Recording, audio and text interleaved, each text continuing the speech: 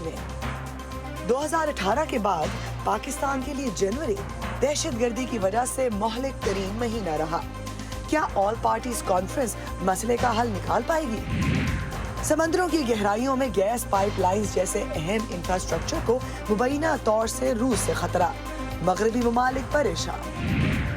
اور امریکی طیارہ ساز کمپنی بوئنگ نے جمبو جیٹ 747 کا آخری جہاز ایئر کارگو کمپنی کے حوالے کر دیا.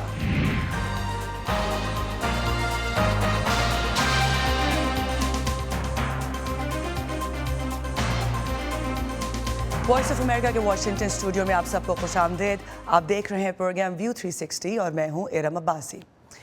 وزیر اعظم پاکستان شہباز شریف کی جانب سے ملک میں دہشت گردی سے نمٹنے سے متعلق لاہے عمل پر بات چیت کے لیے بلائی گئی آل پارٹیز کانفرنس کی تاریخ تبدیل کر دی گئی ہے. یہ کانفرنس منگل کو ہونا تھی مگر اب تاریخ تبدیل کر کے اسے 9 فروری کو منعقد کیا جا رہا ہے. تاہم اس تبدیلی کی وجہ نہیں بتائی گئی. سن 2018 کے بعد پاکستان کے لیے اس سال کا پہلا مہینہ سب سے مہلک ترین رہا، جس میں Pakistan institute for conflict and security studies کے مطابق ملک بھر میں دہشت گردی کے کم از کم 44 حملوں میں 130 سے زیادہ لوگوں نے اپنی جان کھو دی. ملک میں دہشت گردی کے بڑھتے ہوئے واقعات کی وجہ سے پاکستان کے افغان طالبان کے ساتھ تعلقات بھی متاثر ہو رہے ہیں. پاکستان یہ دعویٰ کرتا ہے کہ کالعدم تنظیم تحریک طالبان پاکستان کے کئی رہنما افغانستان میں پناہ لیے ہوئے ہیں. پاکستان اس امکان کی جانب بھی اشارہ کر چکا ہے کہ وہ ایسے عناصر کے خاتمے کے لیے افغانستان کے اندر کارروائی کر سکتا ہے. حال ہی میں پاکستانی حکومت اور افغان طالبان کے درمیان کچھ تناؤ بھی دیکھا گیا. کیا امریکی حکومت ایسی کسی پاکستانی کارروائی کی حمایت کرے گی؟ اس سلسلے میں امریکہ کے نیشنل سیکیورٹی کونسل کے اسٹریٹجک کمیونیکیشن کوآرڈینیٹر جان کربی نے وائس آف امریکہ کی افغان سروس کو دیے گئے ایک انٹرویو میں کیا کہا، آئیے دیکھتے ہیں. حال ہی میں ہم نے پاکستانی حکومت اور افغان طالبان کے بیچ کچھ تناؤ دیکھا ہے. پاکستان یہ تک دعویٰ کرتا ہے کہ پاکستانی طالبان کی لیڈرشپ یا کالعدم TTP افغانستان میں پناہ لیے ہوئے ہے. پاکستان ان پاکستانی طالبان کے خلاف افغانستان کے اندر کارروائی کے امکان کی جانب بھی اشارہ کر چکا ہے. کیا امریکی حکومت افغانستان کے اندر ایسے کسی حملے میں پاکستان کی حمایت کر سکتی ہے یا کرے گی؟ First of all, there's no doubt that سب سے پہلے تو اس میں کوئی شک نہیں کہ پاکستان کے عوام کو دہشت گردی اور خاص طور سے طالبان کی جانب سے، جنہیں آپ نے پاکستانی طالبان کہا، خطرے کا سامنا ہے. اس میں کوئی شک نہیں. اور افسوسناک بات یہ ہے کہ ہم نے حالیہ دنوں میں اس کا مظاہرہ انتہائی خون خرابے کی شکل میں دیکھا.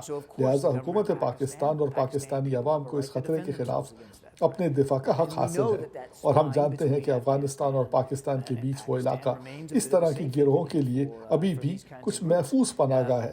ہم یقیناً یہ جاننے کے لیے اسلام آباد کے ساتھ رابطے میں رہیں گے کہ ہم کیا کر سکتے ہیں، کیا ممکن ہو سکتا ہے. لیکن آخر کار میرا مطلب ہے ہم پاکستان کی خود مختاری کا بھی احترام کرنا چاہیں گے اور ان دہشت گردوں کے خلاف کارروائی کے لیے پاکستان کے فیصلے کا بھی.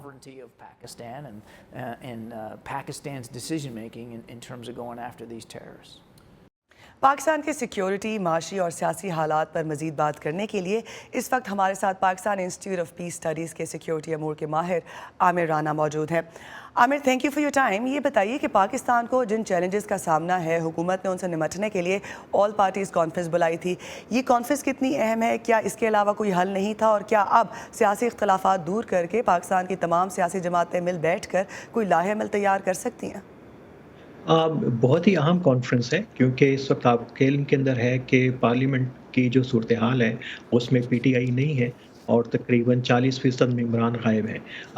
اگر یہ پارلیمنٹ انٹیکٹ ہوتی اور اس کا کورم پورا ہوتا تو شاید اس کی ضرورت نہ پڑتی. اور پھر چھوٹی جماعتیں بھی ہیں جو پارلیمنٹ کا حصہ نہیں ہیں، تو اس میں کنسنسس میرا خیال ہے کہ بڑا امپورٹنٹ ہے، نیشنل ریزولو، کیونکہ پوری ایک پالیسی کا مسئلہ ہے. اور افغانستان کے لیے جو پاکستان کی 4 دہائیوں پہ مشتمل جو پالیسی رہی ہے وہ ایک بڑے بحرانی کیفیت سے دوچار ہے.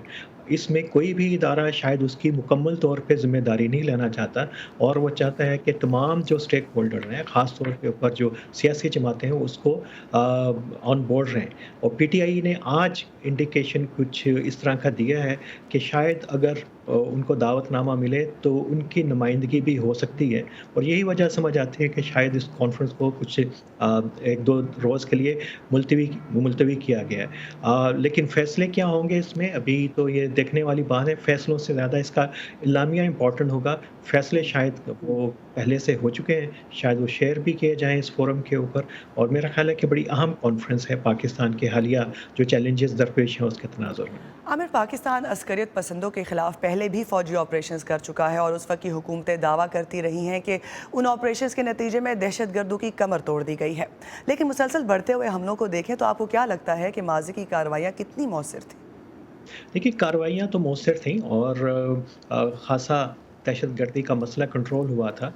लेकिन उसमें एक बहुत ही जो स्ट्रेटेजिक एरर हुआ, गलती हुई, वो यही कि हमने इतना कमज़ोर टीटीपी को समझा कि अब उनके साथ मुज़ाकरात हो सकते हैं और ये उससे भी ज़्यादा अहम था कि पाकिस्तान तालिबान को किस हद तक कंसेशंस दे सकता है। तो ये उस पॉलिसी से जुड़ा हुआ मसला था, लेकिन टीटीपी ने उसका भरपूर फ़ायदा उठाया और दोबारा से अपने नेटवर्क को मज़बूत किया और दूसरी इसी से जुड़ी हुई गलती ये है कि उनको पाकिस्तान में आने दिया गया।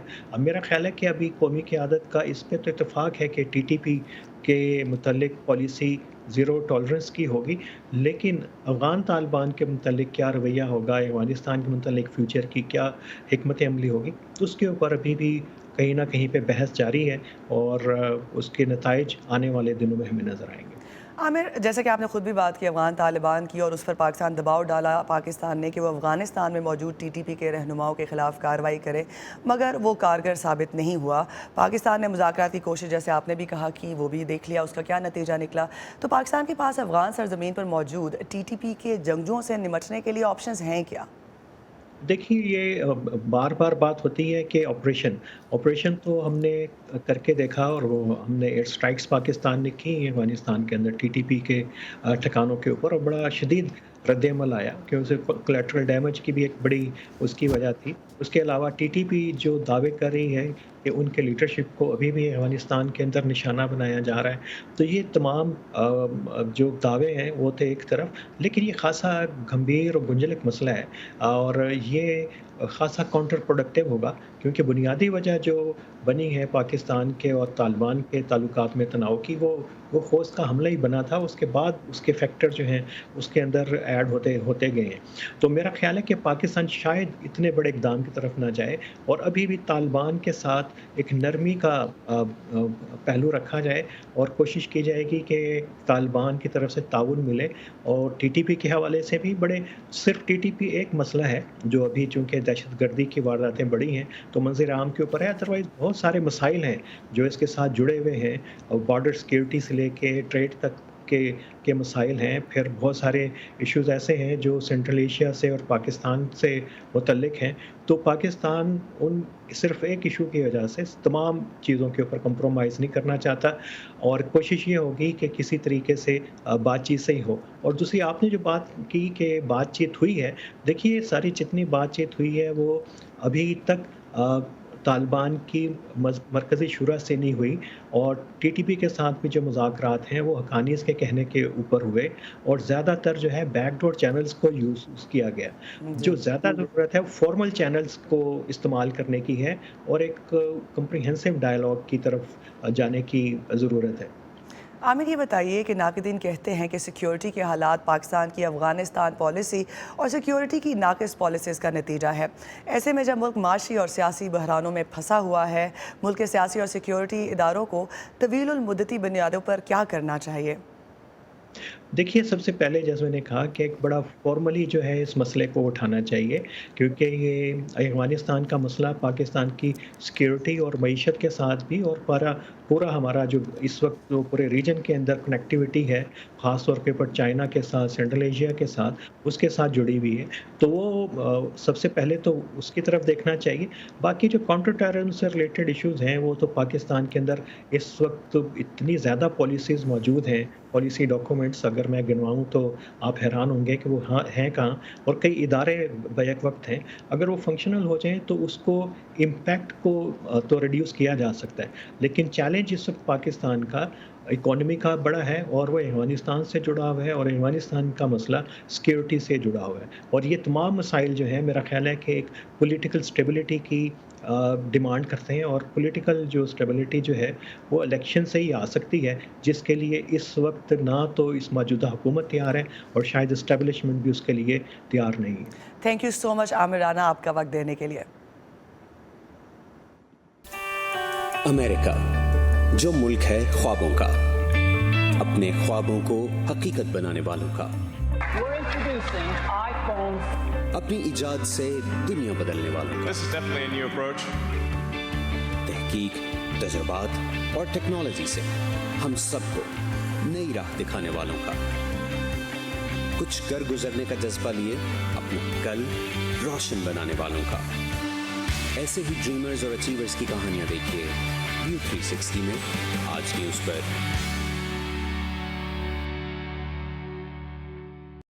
अमरीकी बहरिया के गौताखोर निगरानी के लिए इस्तेमाल होने वाले चीनी गुब्बारे के मलबे को निकालने के लिए काम कर रहे हैं, जिसे जनूबी कैरोलिना के साहिल पर मार गिराया गया था। अमेरिका के साबिक आला फौजी अफसर ने कहा है कि उन्हें तवक्को है कि ये निस्बतन तेज़ी से होगा ताकि माहिरीन इसके आलात का तज्जिया शुरू कर सकें।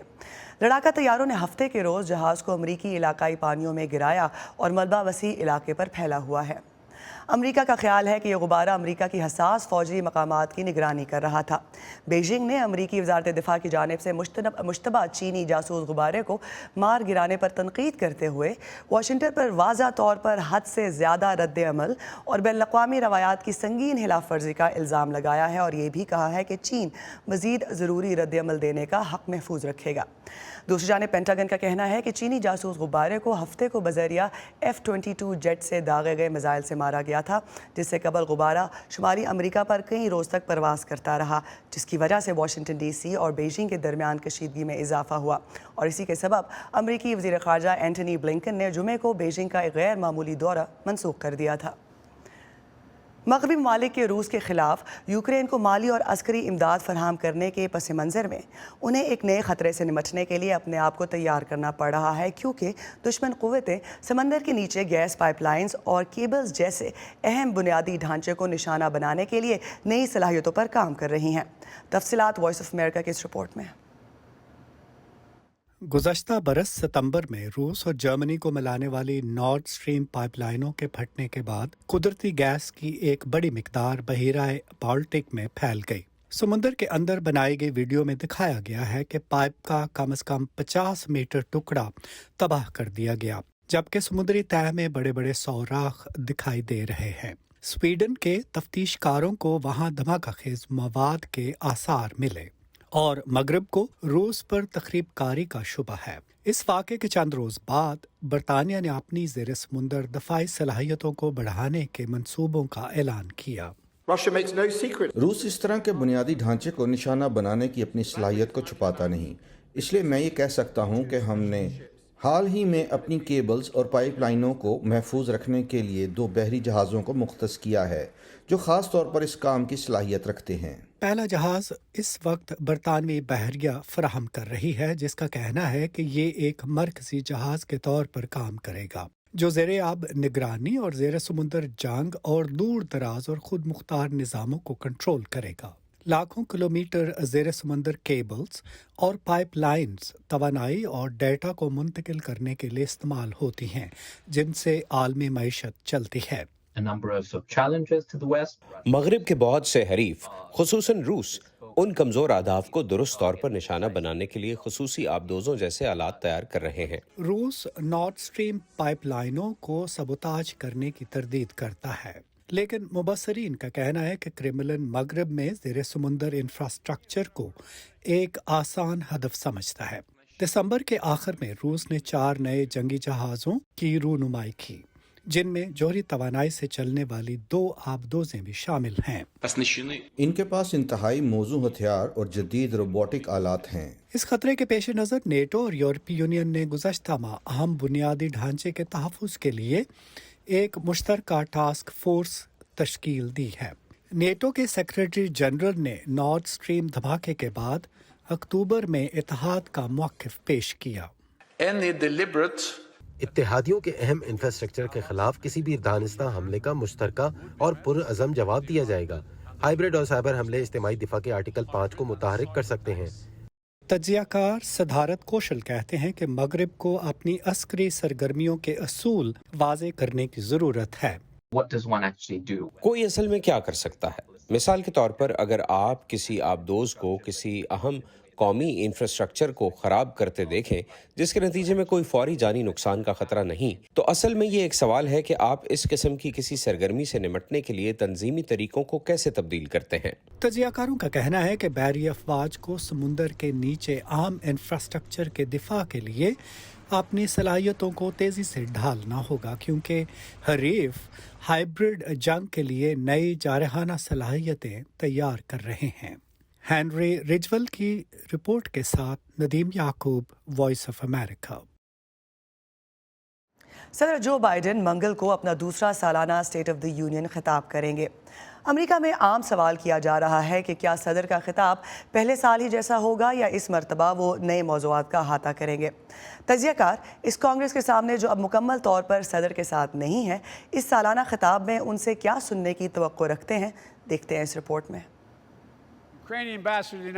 सदर जो बाइडेन के लिए ये मौका है कि वो नई हल्फ उठाने वाली इस कांग्रेस के सामने अपनी तरजीहात पेश करें। मंगल की रात की तकरीर से कुछ दिन पहले व्हाइट हाउस की प्रेस सेक्रेटरी कारीन जॉन पियर खबरदार कर चुकी हैं कि तकरीर पर अक्सर आखिरी लम्हात तक नज़रसानी की जाती है, लेकिन कुछ मौज़ूआत इसका हिस्सा ज़रूर होंगे। हम उनकी क़यादत में जो अहम मुआशी पेशरफ्त देख रहे हैं, उनका मईशत की निचले और मुतवसत तबके से तामीर करने का विजन, गुज़िश्ता 2 सालों में कुछ तारीखी आइनी बिल जो कानून की शक्ल इख्तियार कर चुके हैं, जो मुतवसत तबके के लिए बेहतर उजरत वाली मुलाजमतें पैदा कर रहे हैं और हमारी सड़कों, पुलों और सुरंगों को ठीक करके रोज़मर्रा की सामान की कीमतों को कम करके लोगों के लिए हकीकी नताइज फराहम कर रहे हैं। लेकिन तारीख दान जेरेमी सूरी कहते हैं कि इस तरह की पॉलिसी तकरीरें सियासत ज़दा होती हैं। उन्होंने वॉइस ऑफ अमेरिका से जूम पर बात की। पॉलिसी के लिए सियासत अहमियत रखती है, लिहाजा सदर के पास हर साल ये मौका होता है कि वो एजेंडा तय करने और अवामी बहस को ऐसे तरीक़ों से तरतीब देने की कोशिश करें जिससे उन्हें और उनकी पार्टी को फ़ायदा पहुँचे। लेकिन उम्मीद है कि वो अपने पॉलिसी अहदाफ के लिए दबाव भी पैदा करेंगे। जेरेमी सूरी ने कहा कि वो तवक्को करते हैं कि बाइडेन कौम की रूह के बारे में अपने गुज़िश्ता बयान और दाएं बाजू की जानिब से उनके ख्याल में जमहूरियत के लिए ख़तरात का जिक्र भी अपने खिताब में फिर से शामिल करेंगे। यूक्रेन की जंग भी मौजू होगी, जैसा कि गुज़िश्ता साल की तकरीर में भी उस पर बात की गई थी, जब सदर बाइडेन ने यूक्रेन पर रूस के हमले को रोकने में मगरिब की मदद की ज़रूरत पर बात की थी। सदर बाइडेन ने यह भी कहा कि उनकी इंतज़ामिया अस्कात हमल, गन वायलेंस और पुलिस इस्लाहात से मुताल्लिक़ नए कवानीन चाहती है, लेकिन उन्हें चैलेंज का सामना है। कांग्रेस के पास कवानीन मंजूर करने का इख्तियार है और अपोजिशन रिपब्लिकन पार्टी अब 2 ईवानों में से एक को कंट्रोल करती है। हाउस के नए स्पीकर केविन मैकार्थी सरकारी अखराजात के बिल के मामले पर सदर से इख्तिलाफ रखते हैं। रिपब्लिकन हुकूमती अखराजात में बड़ी कटौतियों के ख्वाहां हैं। मेरा नुक्ता नज़र हमेशा वाज़े रहा है, हम जिस रवश पर चल रहे हैं इसे बरकरार नहीं रख सकते।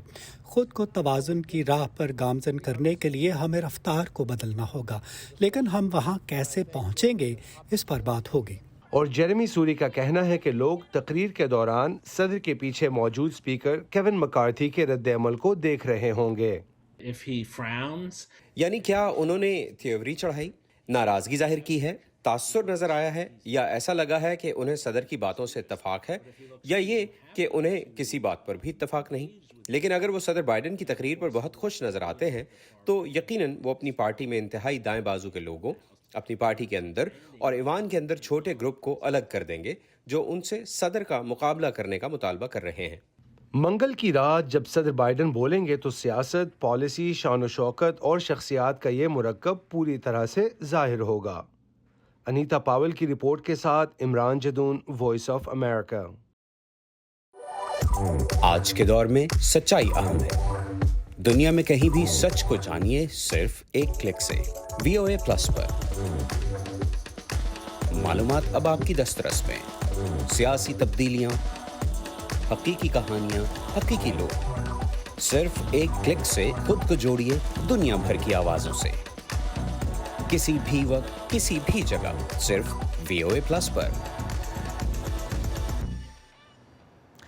گزشتہ ہفتے ہوا بازی کی تاریخ میں اس وقت ایک نیا موڑ آیا جب امریکی طیارہ ساز کمپنی بوئنگ نے اپنے مشہور جمبو جیٹ 747 کا آخری جہاز ایک ایئر کارگو کمپنی کے حوالے کر دیا۔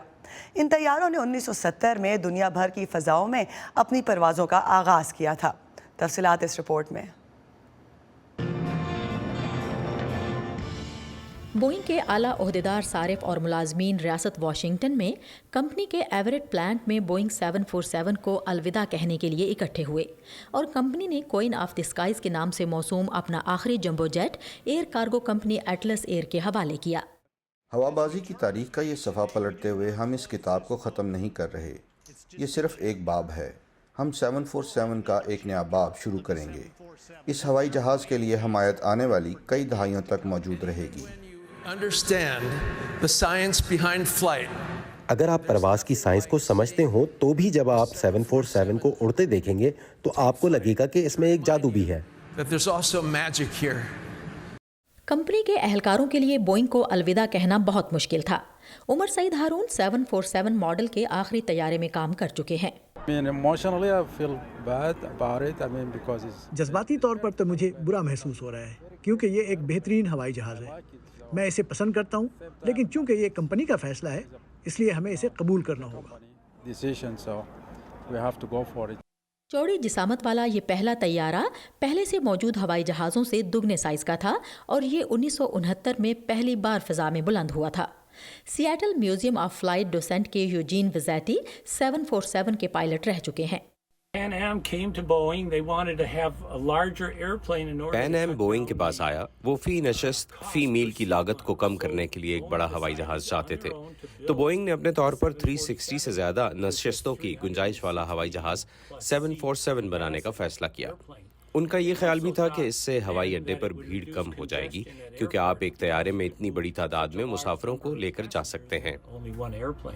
بوئنگ آئندہ 55 سال تک 747 طیارے تیار کرتا رہا، جس نے کئی دہائیوں تک خصوصی خدمات انجام دی، جیسے امریکی صدور کو لے جانا، جیمز بانڈ فلموں میں کام کرنا، خصوصی سامان کی نقل و حمل جیسے ویل شارک اور مٹی کے بنے جنگجوؤں کے مجسمے وغیرہ۔ اس نے امریکی فضائیہ کے کمانڈ پوسٹ کے طور پر کام کیا اور اپنے سائز اور اپنے چھوٹے پروں کی وجہ سے اسے ناسا کے خلائی شٹل کو لے جانے کے لیے بھی استعمال کیا گیا۔ اکثر سفر کرنے والوں کے لیے اس نے طویل فاصلے کی پروازوں کو زیادہ سستا اور آرام دہ بنا دیا۔ میں سیریل نمبر 1 کے اپر ڈیک پر بیٹھا ہوں۔ یہ 9 فروری کو پرواز کرنے والا پہلا 747 تھا۔ 70 کی دہائی میں انتہائی پرتعیش ہونے کی نشانی تھا۔ وزیٹی کہتے ہیں کہ 747 کا ڈیزائن بے مثال ہے۔ اس میں 4 انجنوں کی گنجائش موجود ہے، جس کے باعث اگر اس کا 1 یا 2 یا 3 انجن بھی کام کرنا چھوڑ دیں تو یہ صرف ایک انجن پر ہی پرواز کر سکتا ہے۔ سینکڑوں 747 طیارے ابھی بھی سروس میں ہیں، جن میں سے بیشتر مال برداری کے کام آ رہے ہیں۔ بوئنگ کے اعلیٰ حکام کا کہنا ہے کہ کمپنی کی طیارہ سازی کی طویل تاریخ آج بھی مسلسل جدت کو تحریک دے رہی ہے۔ نتاشا موزگواوا کے ساتھ Sadia زیبرانجھا، voice of America. Türkiye اور شام میں 7.8 شدت کے زلزلے نے بڑے پیمانے پر تباہی مچا دی ہے۔ اطلاعات کے مطابق اب تک 1200 افراد ہلاک ہو چکے ہیں اور کئی عمارتیں منہدم ہو چکی ہیں۔ یہ اس وقت ہماری ویب سائٹ کی سب سے بڑی خبر ہے۔ مزید تفصیل کے لیے آپ آئیے اردو VOA.com پر۔ یہ سارا کانٹینٹ آپ کو ملے گا ہمارے سوشل میڈیا پلیٹ فارمز پر بھی، تو آئیے facebook.com/VOA اردو کے پیج پر، یوٹیوب پر ہمارا چینل ہے VOA اردو کے نام سے، ٹویٹر اور انسٹاگرام پر ہمارا ہینڈل ہے @VOA اردو۔ اسی کے ساتھ ارم عباسی کو دیجیے اجازت۔